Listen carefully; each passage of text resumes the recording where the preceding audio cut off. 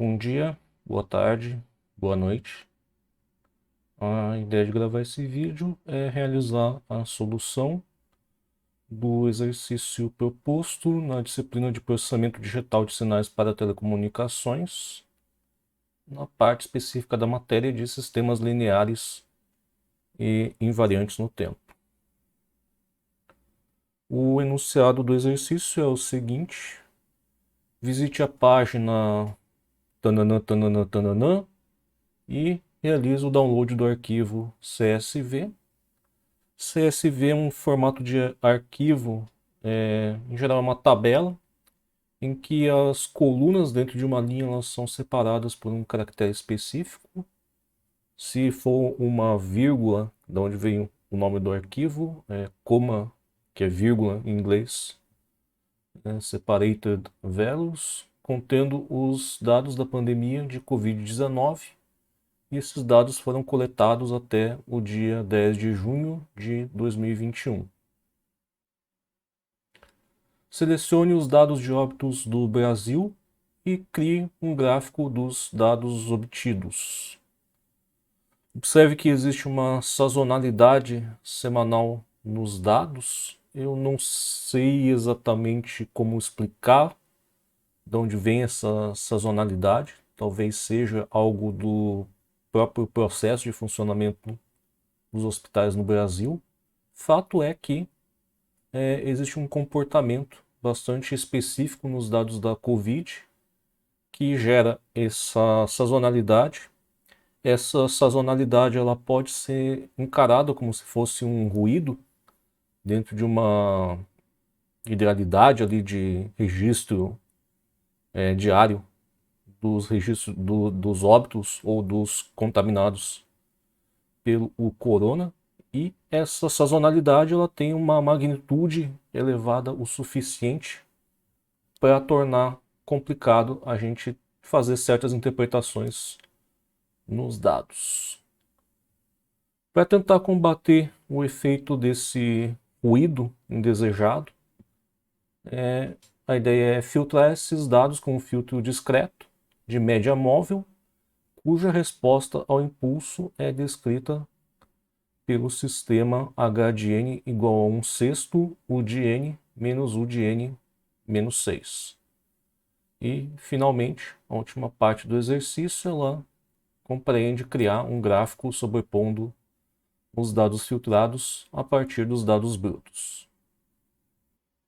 Eu vou fazer um comentário breve sobre os dados de entrada.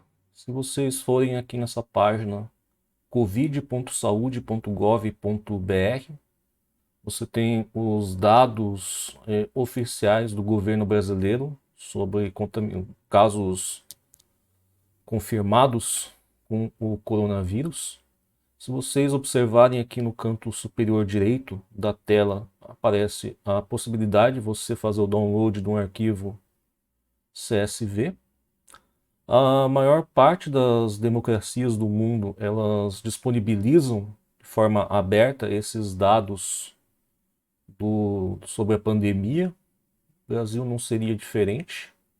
E a ideia é a gente tentar trabalhar pela primeira vez aqui dentro da disciplina com dados do mundo real.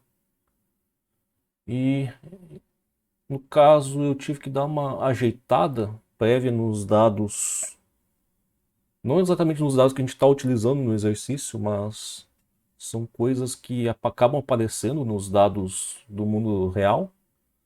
Algumas coisinhas, por exemplo, formato de data não foi uniformizado de maneira adequada. Na verdade, esses registros caso dos números de contaminados e dos óbitos provavelmente vêm das prefeituras e não houve uma uniformização direito dos dados. Então vocês vão perceber, se vocês baixarem o arquivo completo, que algumas linhas elas têm o formato de data um pouco diferente do esperado. A maior parte das colunas tem formato de data como dia, barra mês, barra ano. Entretanto, tem algumas linhas ali que elas usam uns formatos um pouco exóticos. E antes de você processar esses dados do mundo real, muitas vezes você tem que dar uma corrigida na mão, que é o caso, por exemplo, desses dados do corona. Indo aqui mais para baixo, você tem, por exemplo, gráficos aqui de casos confirmados, casos novos, casos acumulados e uma série de outros gráficos que podem ou não ser interessantes para vocês. Antes de partir para a simulação em si, eu gostaria de dar uma comentada aqui sobre como a gente interpreta o sistema que a gente está utilizando para realizar esse processo de filtragem por média móvel. Bom, da parte teórica da disciplina, vocês viram que o sinal de saída de um sistema linear invariante no tempo com o sinal de entrada x de n quando processado por um sistema linear invariante no tempo caracterizado por uma função resposta ao impulso h de n, ele pode ser determinado, dado que ele está em condições iniciais nulas, por meio aqui da integral de convolução. Integral não, soma de convolução. É um sistema discreto. No caso, essa soma de convolução, a gente precisa utilizar uma variável independente aqui. No caso, eu estou utilizando uma variável independente k. Ele é um somatório que vai variar de menos infinito a infinito em cima dessa variável k. E ela é do sinal x de k multiplicado por h de n menos k.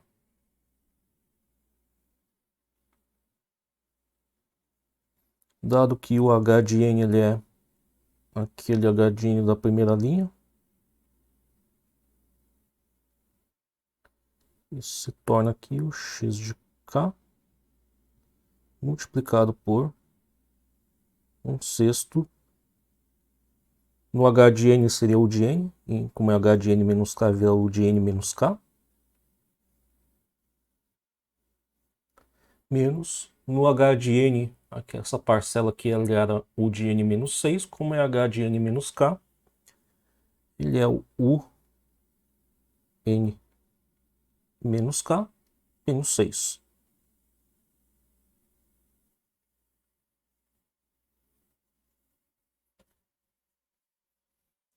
E antes de efetuar esse processo de somatório, geralmente vale a pena a gente analisar previamente essas parcelas aqui que contém a distribuição discreta de Heaviside. Então o que a gente observa é que o somatório ele é tomado em relação não à variável n, mas em relação à variável k. E, portanto, a análise dessas distribuições de Heaviside ela precisa ser feita em relação à variável independente k e não em relação à variável independente n. Essa distribuição de Heaviside ela tem como característica de ser igual a 1 caso o seu argumento ele seja maior ou igual a 0, ou seja, se n menos k for maior do que 0. E, do contrário, essa distribuição de Heaviside ela tem um valor igual a 0, caso contrário, se n menos k for menor do que 0. Então a gente precisa ver para quais valores esse valor n menos k ele é maior ou igual a 0, para quais valores esse valor n menos k ele é menor do que 0. E exatamente o ponto crítico ele é o valor n. Aqui, arbitrariamente, a gente pode posicionar o n, por exemplo, aqui. E para qualquer valor de k superior a n, esse valor n menos k se torna menor do que 0. E nessa condição, a distribuição de Heaviside ela se torna igual a 0. Para valores de k inferiores a n, n menos k é maior do que zero e, portanto, a distribuição de Heaviside retorna aqui um valor unitário.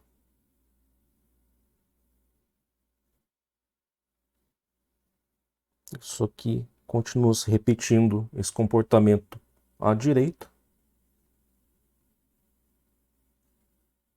Esse comportamento aqui também se repete da mesma maneira à esquerda. Uma análise semelhante pode ser feita em relação a outra função, que é função da distribuição de Heaviside dentro da nossa soma de convolução, que é o de n-k-6. E a gente vai fazer uma análise bastante semelhante. O ponto crítico ali, o ponto de mudança, ele vai ser exatamente aqui em n-6.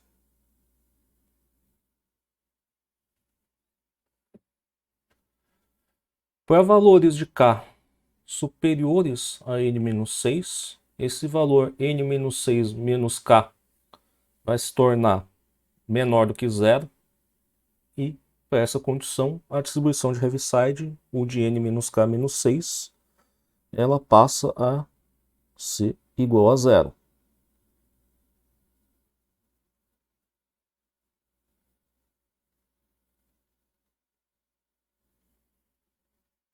Para valores de k inferiores a n-6, esse valor n-k-6 se torna maior do que zero e, portanto, a distribuição de Heaviside ela se torna igual a 1.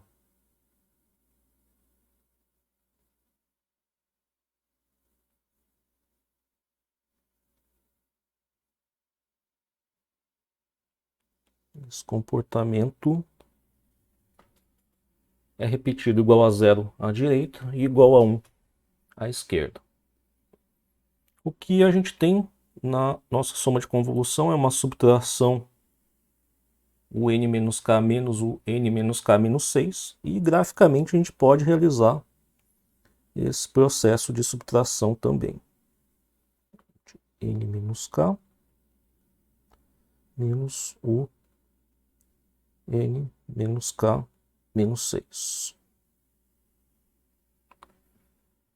Então, para valores inferiores a n-5, no caso, você teria, se a gente subtrair do gráfico em azul o gráfico em verde, você teria 1 menos 1, portanto, até aquele valor de n-6, a subtração de o de n-k menos o de n-k-6, ela vai ser igual a zero. Exatamente aqui no ponto n-5, você vai ter uma mudança. O gráfico em azul continua sendo igual a 1, mas o gráfico em verde passaria a ser igual a zero. E a subtração de 1 menos 0 vai me dar aqui um valor igual a 1. 3, 4, 5, 6, até o valor de n. Finalmente, para valores superiores a n, o gráfico em azul é igual a zero. E se você subtrair o gráfico em verde, 0 menos 0 vai me dar 0.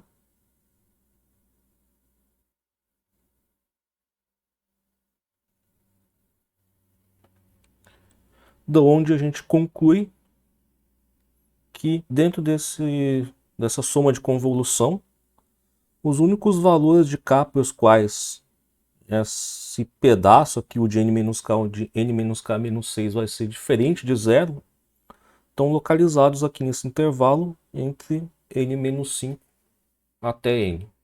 Portanto, a gente pode reduzir os limites desse somatório, uma vez que fora desse intervalo, todos os termos do somatório vão ser iguais a zero, já que esse u de n-k menos u de n-k-6 se torna igual a zero.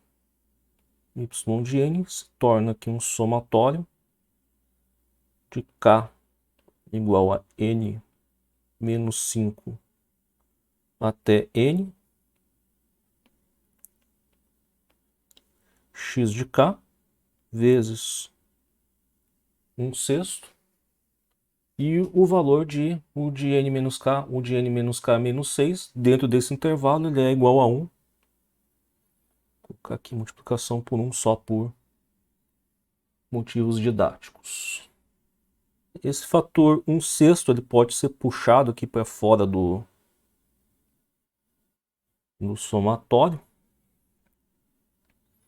E essencialmente o que você tem aqui, realizando uma mudança de variável, vou chamar aqui L igual a 0 até 5, é do x de n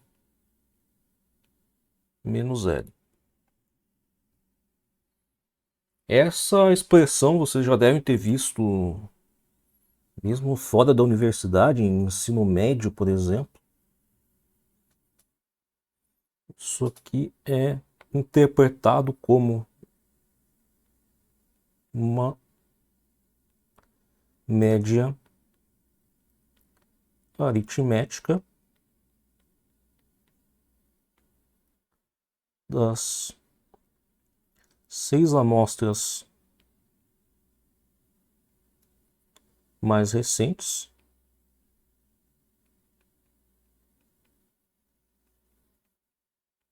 incluindo a amostra atual.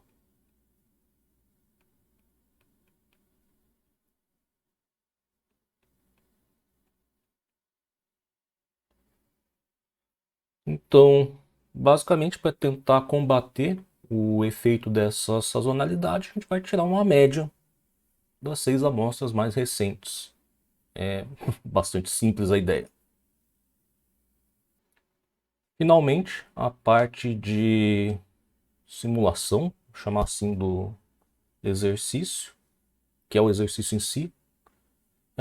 Eu acho que é um dos poucos casos que claramente, você trabalhar no Colab é mais fácil do que trabalhar no MATLAB. A gente vai ver mais para frente que existe um import aqui dentro do Google Colab que ele vai te facilitar bastante na hora de tentar lidar com esses dados. Então, na primeira parte, eu tenho um código aqui para enviar arquivos para o servidor do Google. No caso, eu estou mandando a minha cópia aqui do RIST painel COVID-BR 10.1.2021.csv.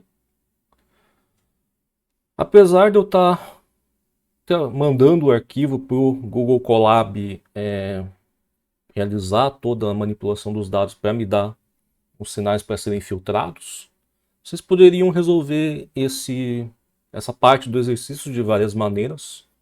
Vocês poderiam abrir, por exemplo, no MS Excel esse arquivo, selecionar as linhas relativas ao Brasil na coluna relativa aos óbitos registrados, copiar isso para um vetor do MATLAB, por exemplo. Isso aí é tão válido quanto o que a gente está fazendo aqui. Aqui é só para, caso algum dia você queira automatizar esse processo, você teria um pouco de vantagem em fazer o que a gente está fazendo aqui. A gente vai utilizar o NumPy tanto para armazenar aquela resposta ao impulso do filtro desejado, quanto acho que é só para isso que a gente está usando o NumPy. O Matplotlib para exibir gráficos, a gente precisa exibir gráficos, por exemplo, para visualizar a sazonalidade dos dados. O pacote de processamento de sinais de dentro do SciPy, em que a gente vai utilizar a função de filtragem dele. E finalmente a gente está utilizando dois pacotes aqui, o import IO, que é simplesmente para, uma vez que os arquivos foram mandados para o servidor do Google, para que você consiga ler os arquivos, você precisa utilizar esse pacote IO. E o pacote Pandas. Pandas ele é um pacote feito para análise de dados. Por exemplo, você tem uma aplicação de tentar direcionar propagandas para certo grupo de pessoas, você pode tentar trabalhar com esse pacote Pandas, desde que a sua base de dados esteja nesse formato CSV, mas dentro dessa área de mineração de dados, análise de dados, etc., esse formato ele é bastante comum, tanto que os dados do Covid eles estão nesse formato. Então aqui eu realizo a leitura dos dados desse arquivo histparnelcovid.csv para dentro dessa biblioteca do Panda, formando aqui um dataset. E eu posso pedir aqui dataset.head, ele vai me mostrar tanto as colunas que contém na tabela desse arquivo CSV, quanto ele vai me mostrar as 5 primeiras linhas dessa tabela. Então as 5 primeiras linhas elas são referentes à região do Brasil, em dias consecutivos, começando no dia 25/2, e aparentemente dia 26/2 foi registrado o primeiro caso novo da pandemia aqui no Brasil. Eu posso fazer uma série de outras operações, por exemplo, eu posso ver o tamanho do dataset, quantas linhas tem dentro daquele arquivo. Eu observo que ele tem 1387. Claramente a pandemia não durou tanto tempo assim, isso daria mais de 4 anos. A gente está em 1 ano e 3 ou 4 meses, se não me engano, em pandemia.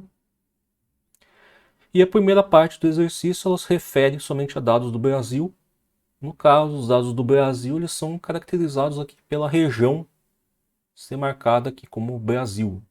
Então eu posso extrair dados somente com região igual a Brasil, utilizando aqui a função query dentro do meu dataset que foi lido aqui anteriormente.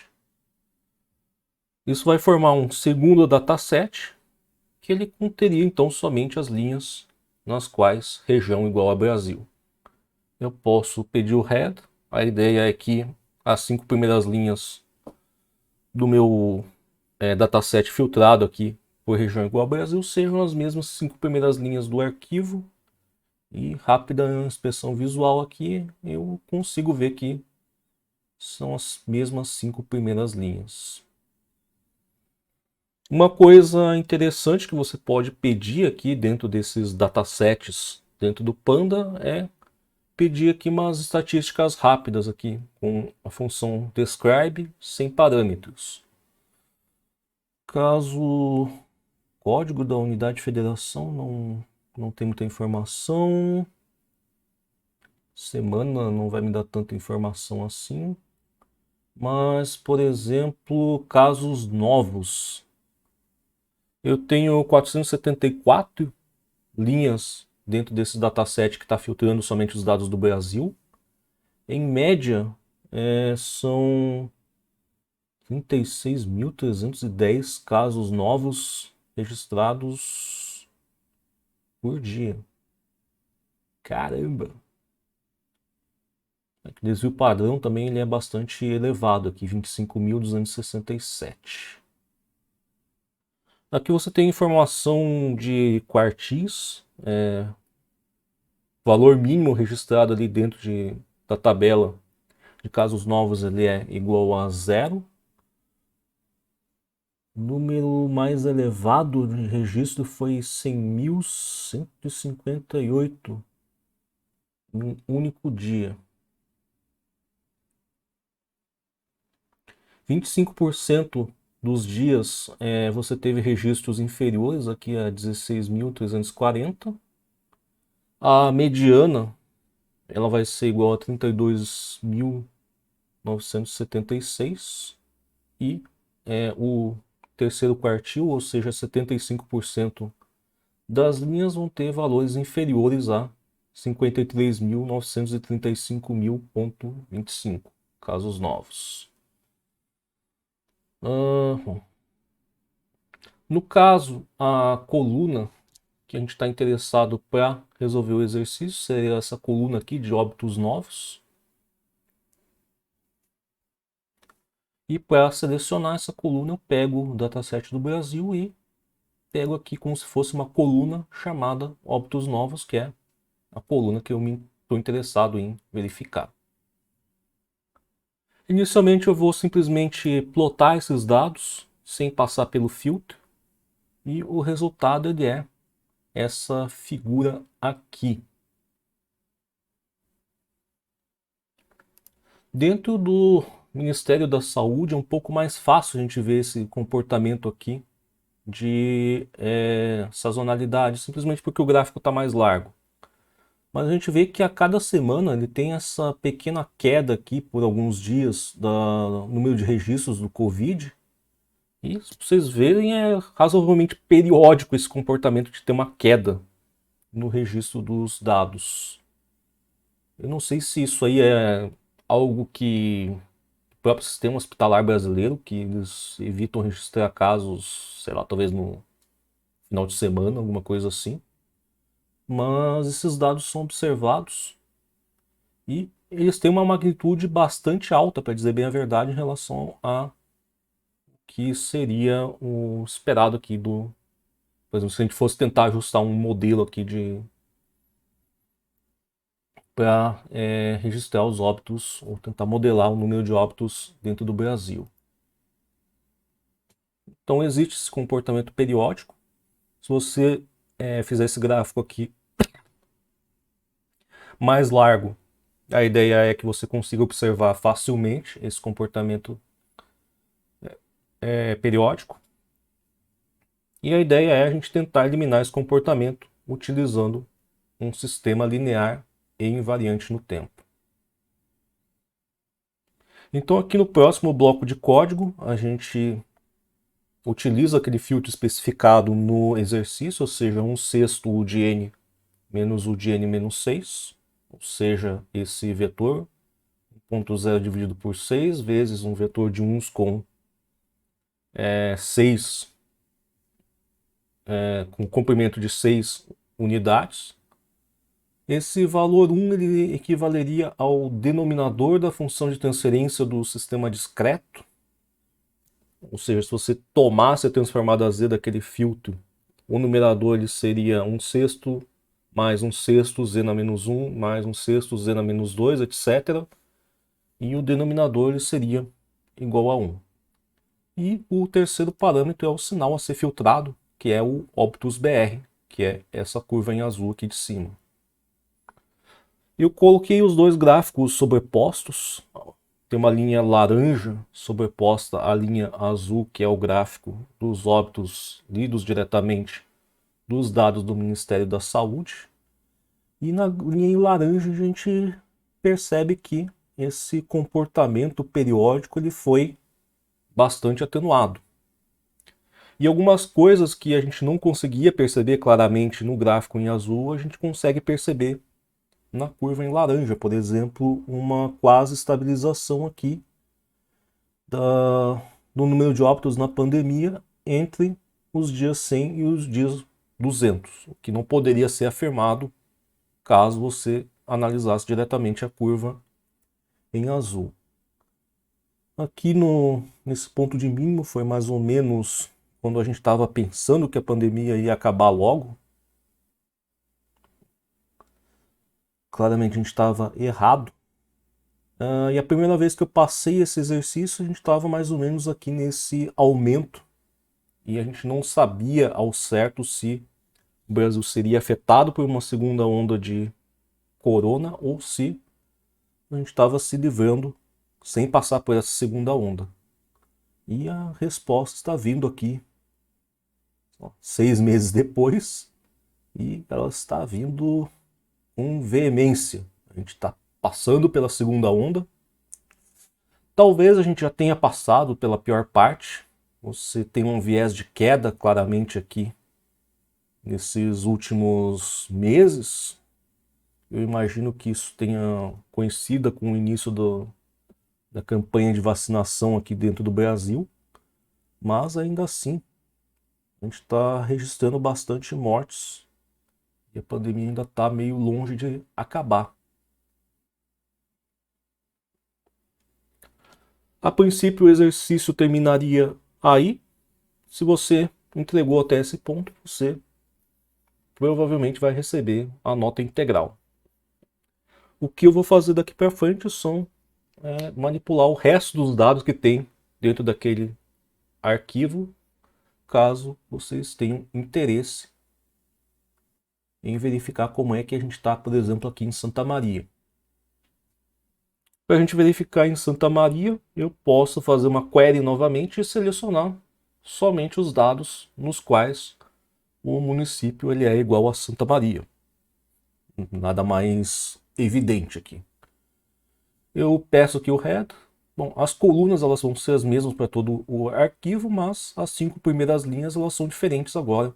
Elas são referentes aqui ao município de Santa Maria, estado do Rio Grande do Sul, população 282.123. Parece ser, a princípio, é a Santa Maria aqui, está o campus principal da universidade. Novamente, dentro desse dataset, eu pego a coluna de óbitos novos e, a princípio, eu vou mostrar somente esses dados. Santa Maria tem a característica de ser um número de pessoas claramente muito menor do que o Brasil. Então, o comportamento da tabela ele vai ser muito menos previsível. E no caso, a gente tem esse gráfico aqui.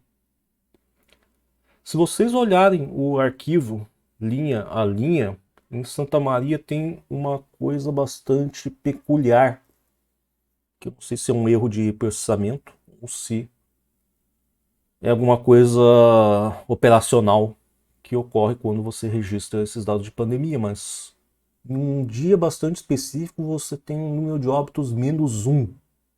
Não sei se isso está correto, mas de qualquer forma está nos dados do Ministério da Saúde. E apesar de a gente não ver claramente aqui a sazonalidade, o gráfico de Santa Maria seria isso. O maior número de óbitos registrados foi aqui num dia que foram registrados 25 óbitos. E a gente pode passar o filtro dentro desse sinal da mesma maneira, embora que não esteja tão claro aquele comportamento periódico. Quando a gente passa esse filtro e gera aqui a curva em laranja, bom, claramente a gente não passou tanto aperto aqui na chamar de primeira onda do Covid aqui. Não houveram tantos óbitos, entretanto a segunda onda do Covid ela está pegando a cidade aqui com um pouco mais de intensidade. O que infelizmente está acontecendo no país inteiro. Finalmente a gente tem dados do estado do Rio Grande do Sul dentro daquele arquivo também. E a gente pode fazer a mesma análise em cima do estado. A ideia é que provavelmente a gente vai ter um comportamento mais parecido com o comportamento do Brasil do que com o comportamento de Santa Maria. Bom, e para isso a gente faz essa seleção em que estado igual a RS. Ok. Da mesma maneira, a gente vai pegar a coluna de óbitos novos dentro daquele dataset. E se a gente plotar aqui simplesmente os dados brutos, a gente vai observar novamente aquele comportamento de periodicidade. E a gente vê que a curva ela vai provavelmente ter um formato mais parecido com aquela curva do Brasil, em que você consegue verificar claramente duas ondas de contaminação.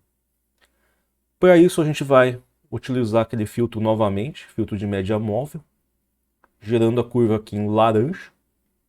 E, conforme esperado, a gente tem aqui mais claramente a passagem da primeira onda e aqui a segunda onda do Covid.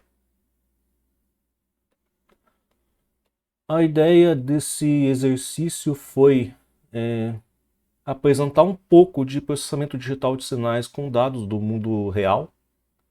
Existem certas coisas que são particulares, por exemplo,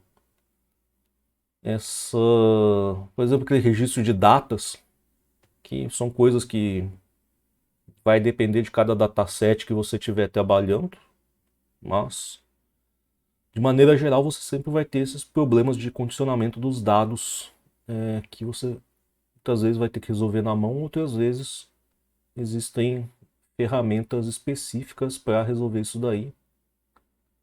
Caso alguém trabalhe com expressões regulares é uma ferramenta bastante poderosa para tentar trabalhar com esse tipo de inconsistência que tem dentro dos dados. Eu espero que vocês tenham considerado esse exercício interessante. Ele claramente tem impacto na vida de todo mundo durante essa época. E até a próxima.